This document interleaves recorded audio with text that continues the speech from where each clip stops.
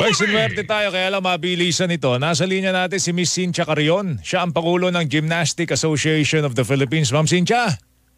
Good morning po. Good morning po. Good morning, Joel. Opo, Joel ma'am. at Gwen. Tsaka si Gwen kasama ko po. Magandang Nako, umaga sinasabi nga namin, hindi lang si Chloe kasama parati ni Carlos, kundi pati si Ma'am Cynthia yung parating nasa tabi niya. No? Pero ma'am, sinasabi po ninyo, magbubuo tayo ng buong gymnastic team, no? Sa susunod na Olympics. Oo. Magagaling, magagaling ba talaga mga gymnast natin dito? Bakit si Carlos nang pinadala natin dun?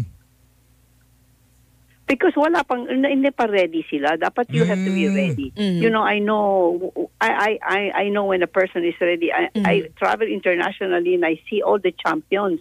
And alam ko sino ang ready mag-compete to the best of the best in the world. Ayaw ko yung magkulelat lang kami. Ayaw ko yan, you know. Talaga si Carlos lang ang handa ng mga panahong yon, no? Si Carlos lang po ang handa nitong muling Olympics natin.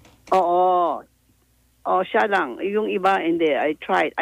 I brought them to some mga ibang world champions and they sila they didn't do well. So, wala na. And then, I said no more. We will, Pagka sinabi po train some more and make you good. Pagka sinabi ninyong buong gymnastics team, ma'am, ilan po ito? It has to be 4 to perform and 5 and you will bring 5 but 4 to perform. Bakit kailangan may sobrang isa? The team is 5. Sobra isa para in case somebody gets hurt. Hindi pwede siya magawa or get sick. Okay. Meron ka isang pa. Pero may binanggit na kayo, maliban kay Carlos, meron pang kapatid siya, di ba? Tama ho ba, ma'am? Oo. Yung kapatid. Mayroong siyang kapatid. Yung gusto ko si Carlos, anong kapatid. At yan na I'm convincing yung Jake Jarman, yung British Filipino, that also is a champion, to be part of our team. Yung bronze medalist, tama ba? Officials. Siya yung bronze, ma'am, di ba? Filipino, ano siya? No? At Filipino. magaling talaga, magaling siya.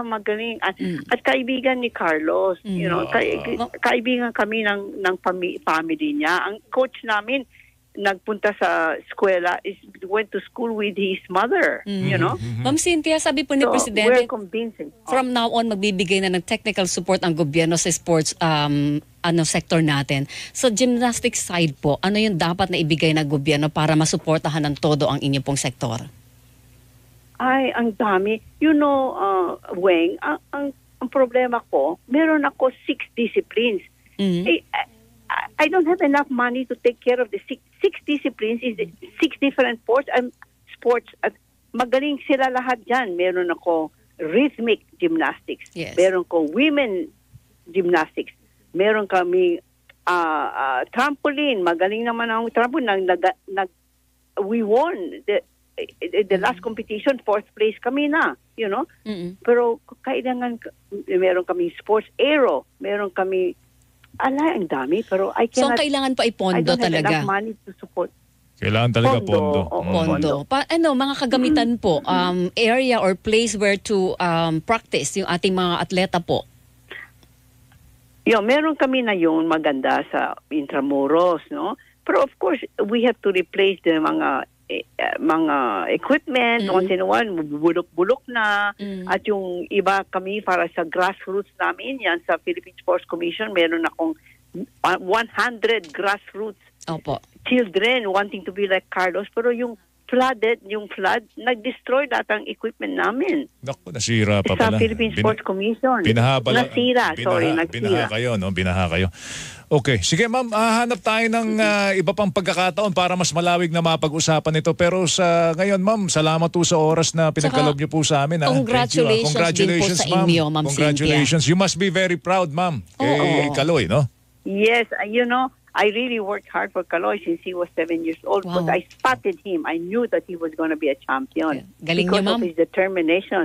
And gusto siya talagang manalo, you know? Talagang, so I said, this boy, very promising. Congratulations. Okay, ma'am, thank you. Salamat, mag-ingat ka, ma'am Cynthia. Thank you.